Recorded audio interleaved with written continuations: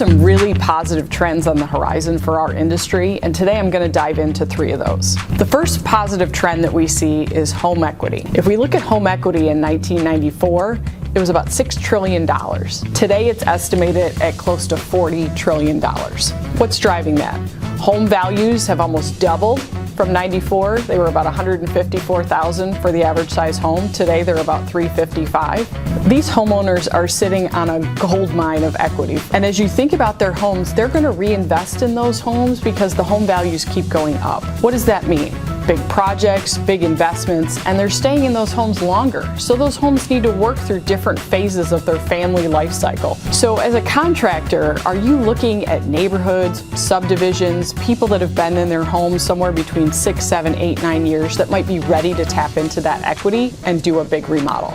So we haven't been building enough homes since 2008. If we look at the housing crisis, what really happened during that time and since then is there's been a lot of constriction in terms of new construction and new build. We estimate there's probably between 8 and 12 million homes that we need to have today based on household formations and people wanting new homes. So what's driving some of those restrictions, whether it's building permits, whether it's the ability to get all of the tools and resources and materials necessary to build those homes? What we see is a huge opportunity to really close that gap.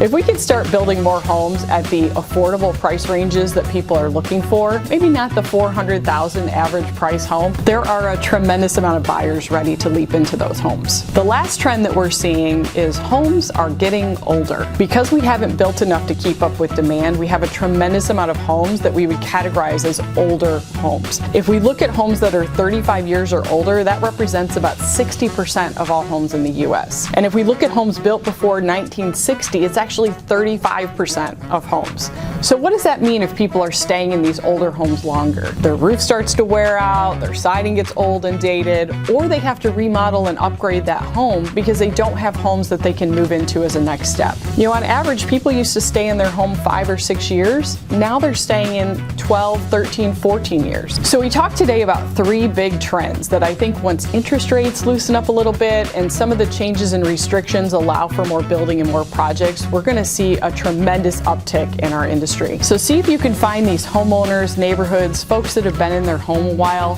homes that are a little bit aging and they're ready for that upgrade, and see if you can tap into that to give them the home that will last for the next segment of their life.